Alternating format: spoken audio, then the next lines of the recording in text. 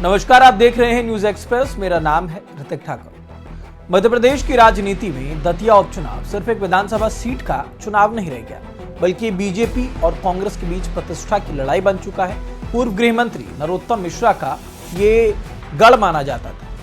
यहां से उनका टिकट कटने के बाद जिस तरह उनके समर्थकों में नाराजगी देखने को मिली और खुद नरोत्तम मिश्रा की भावुक तस्वीरें सामने आई, उसने प्रदेश की राजनीति में कई सारे जो सवाल हैं वो खड़े कर दिए। अब ऐसे में इस पूरे मामले पर कांग्रेस के वरिष्ठ विधायक फूल सिंह बरैया ने ऐसा बयान दिया जिसने राजनीतिक हलकों में एक नई बहस छेड़ दी।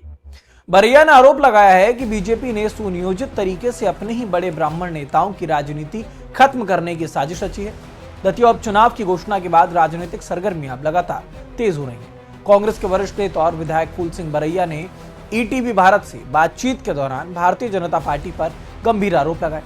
बरैया ने कहा कि दतिया में उपचुनाव की नौबत किसी भी स्वाभाविक कारण से नहीं है, बल्कि इसके पीछे बीजेपी की पूरी राजनीतिक रणनीति काम कर रही है। बरैया के मुताबिक कांग्रेस विधायक राजेंद्र भारती के खिलाफ ऐसा कोई मामला नहीं था जिससे उनकी सदस्यता जो है उसको समाप्त किया जाता, लेकिन बीजेपी ने राजनीतिक लाभ लेने के लिए उनकी सीट को शून्य घोषित करने की पूरी कोशिश की।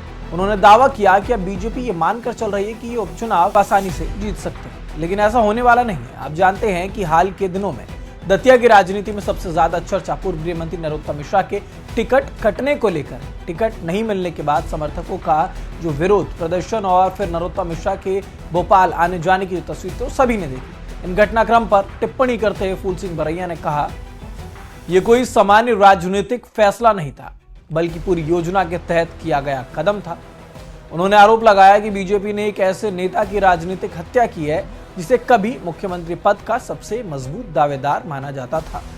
बरैया ने कहा कि नरोत्तम मिश्रा अकेले ऐसे नेता नहीं है जिनके साथ ऐसा हुआ है। उनके मुताबिक बीजेपी ने 3 बड़े ब्राह्मण नेताओं को राजनीतिक रूप से हाशिए पर धकेल दिया। अब इससे आप समझ सकते हैं कि कैसे बरैया ने तीखा हमला किया और क्यों। समय देखिए कि कितना तीखा हमला होने के बाद भी बीजेपी ने इस पर रिएक्ट नहीं किया। जानकारी देते चलें कि बरैया ने दावा किया है कि पहला नाम नरोत्तम मिश्रा का है, जो कभी मुख्यमंत्री बनने की तैयारी कर रहे थे। दूसरा नाम अनूप मिश्रा का है, जिन्हें भी मुख्यमंत्री पद की दौड़ में लगातार देखा जा रहा था, लेकिन धीरे धीरे उनकी राजनीतिक भूमिका खत्म की गई। और तीसरे नेता हैं गोपाल भार्गव, जिन्हें लंबे अनुभव के बावजूद मंत्री पद तक नहीं दिया गया। बरैया ने कहा कि बीजेपी के भीतर किसी प्रकार का अनुशासन नहीं, बल्कि अंदरूनी संघर्ष, और अब इसका असली चेहरा जनता के सामने आ चुका है।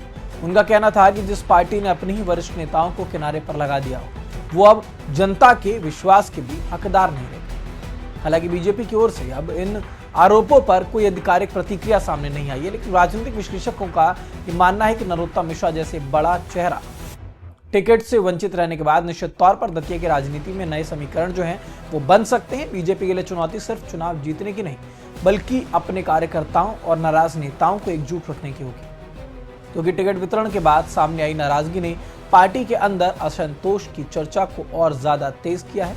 दूसरी ओर कांग्रेस इसे पूरे घटनाक्रम को अपने पक्ष में भुनाने की कोशिश कर रही है। फूल सिंह बरैया ने दावा किया कि कांग्रेस पहले भी दतिया सीट जीत चुकी है और इस बार जीत का अंतर पहले से कहीं ज्यादा होगा।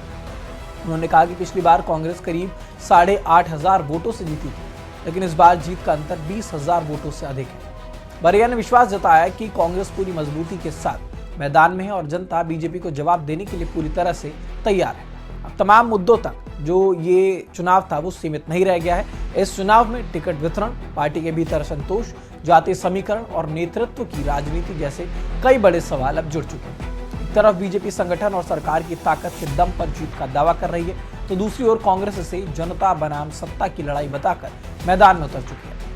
आने वाले दिनों में चुनाव प्रचार और ज्यादा तेज होगा, नेताओं के आरोप प्रत्यारोप भी बढ़ेंगे और दतिया की जनता ये तय करेगी कि इस राजनीतिक मुकाबले में आखिरकार जीत किसकी होगी। तो आपकी इस खबर पर क्या राय है, हमें कमेंट बॉक्स में जरूर बताइएगा। देश दुनिया से जुड़ी तमाम खबरों के लिए देखते रहिए न्यूज एक्सप्रेस।